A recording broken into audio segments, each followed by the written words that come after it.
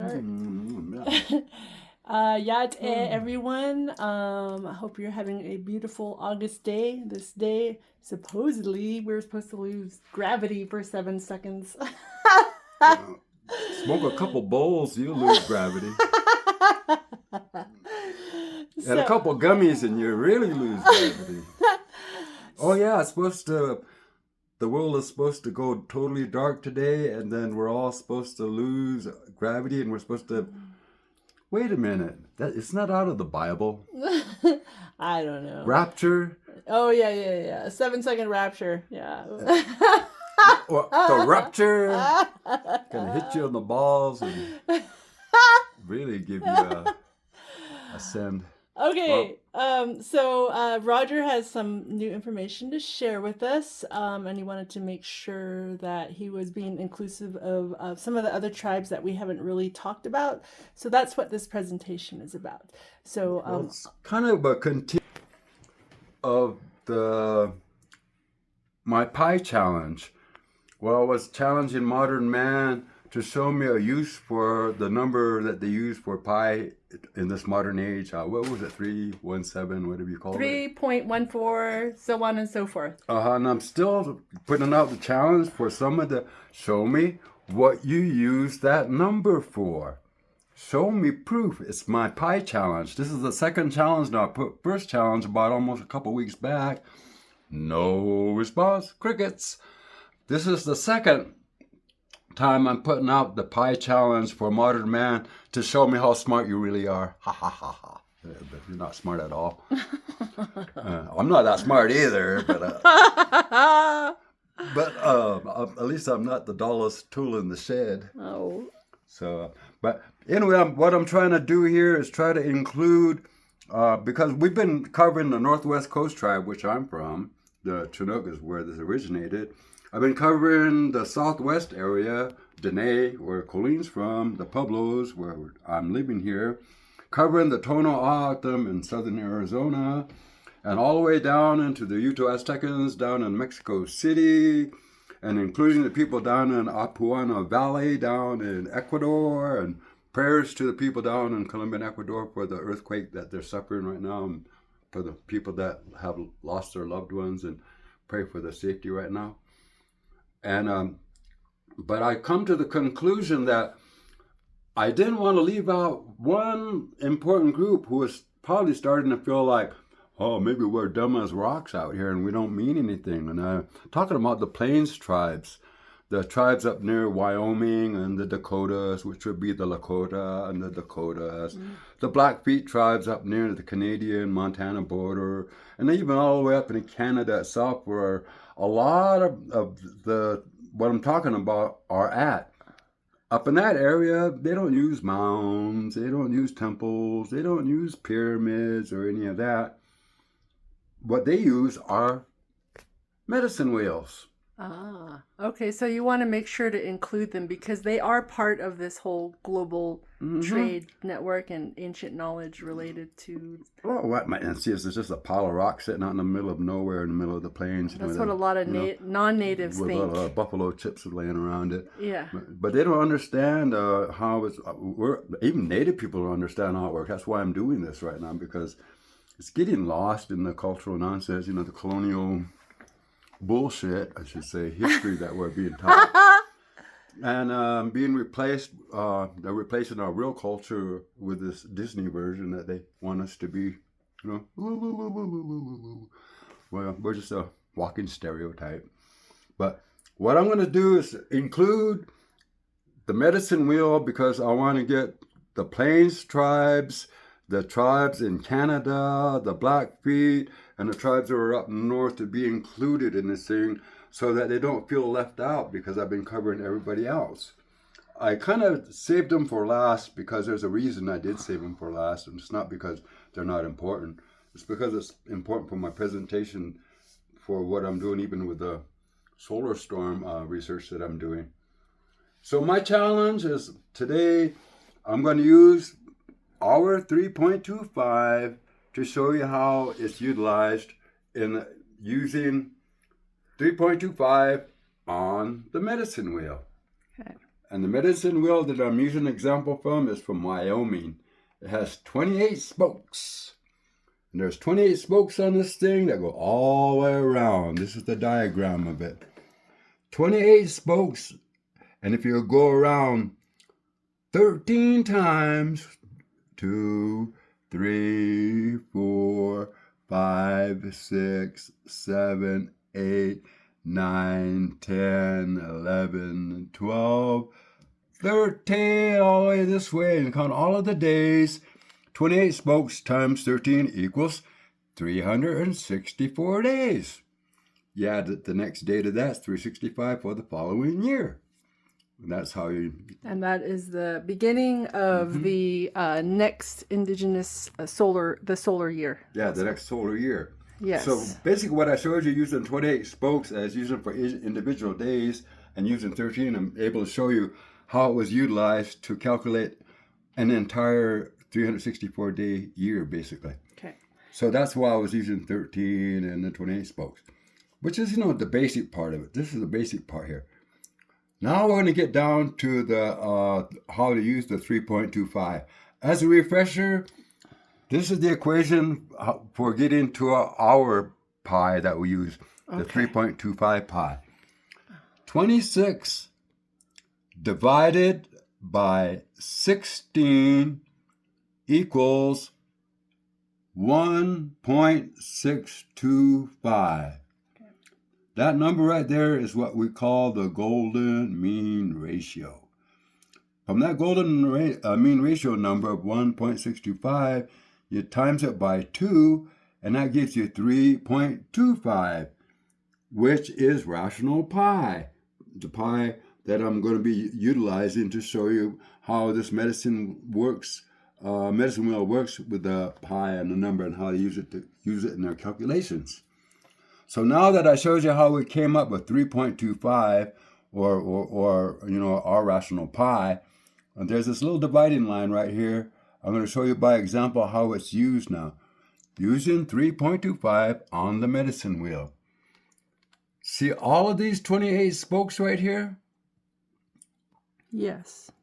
If you take every spoke and you made it 3 1/4, 3 1/4, 3 1/4, 3 1/4, 3 1/4, 3 1/4, 3 1/4. And why 3 1/4? See, 3.25 right here times the 28 spokes going around the entire thing equals 91. And what is important about 91? 91 days equals 1 season. Like for, summer, fall, winter, and spring.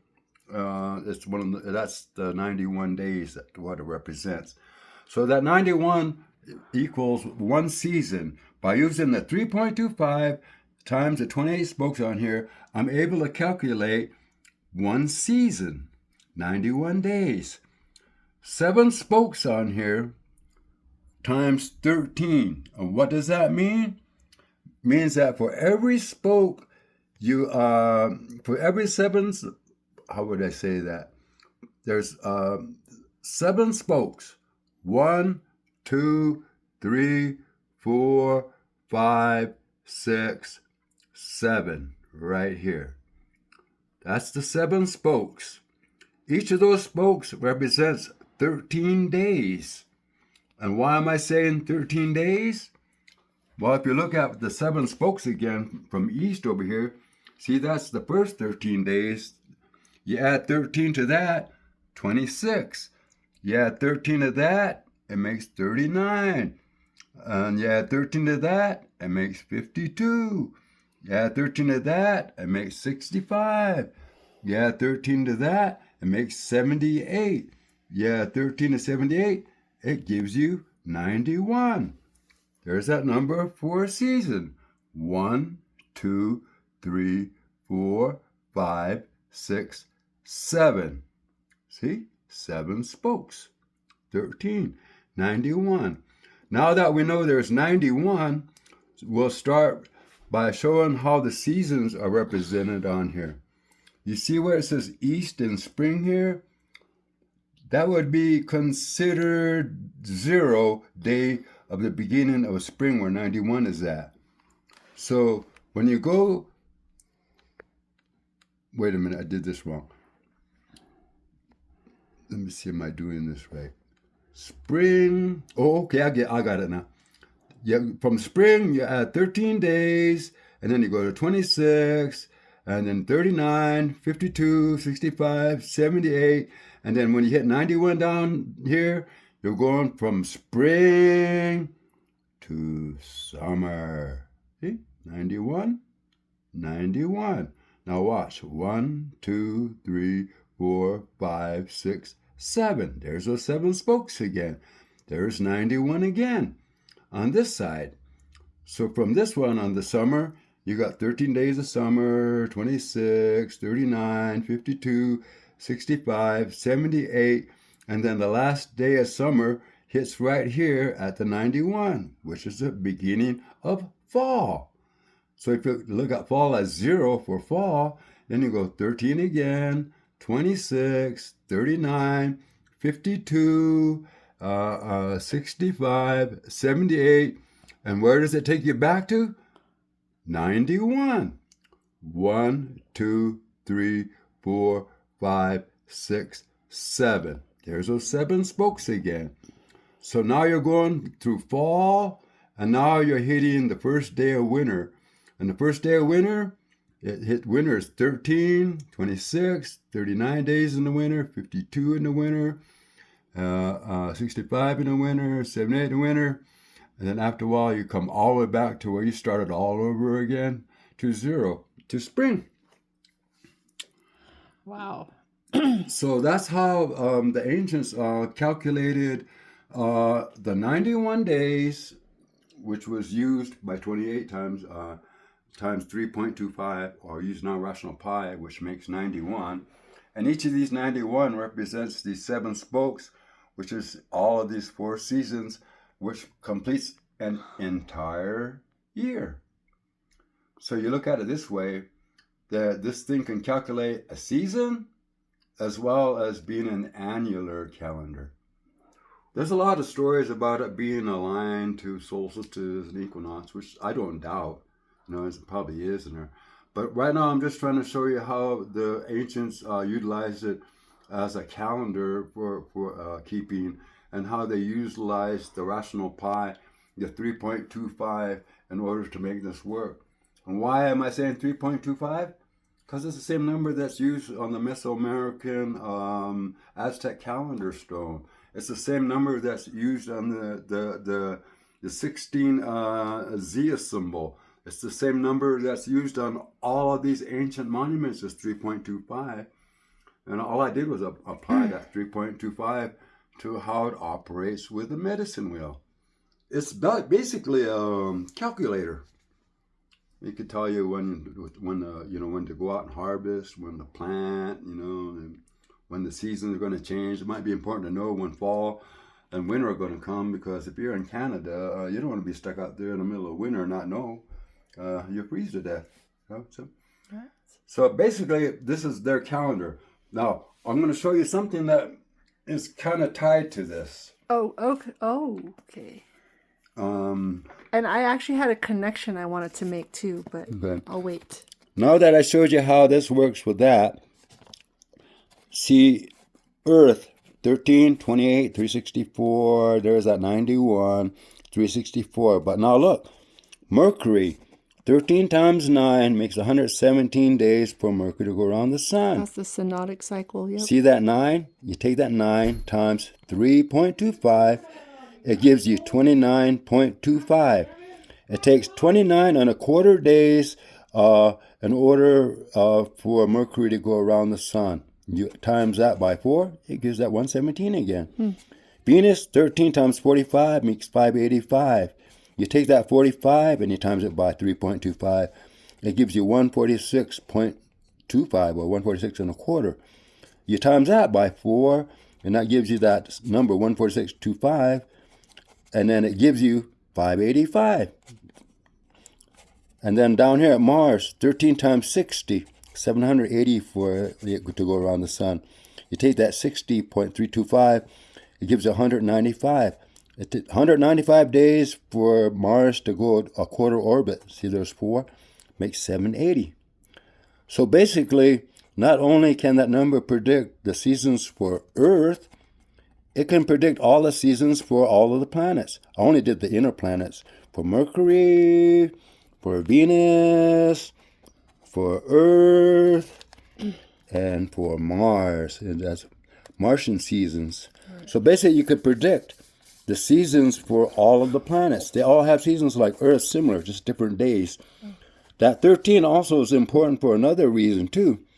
Because if you use 13 times 27, which makes 351 days, and that 27 times 3.25 gives you 87.75.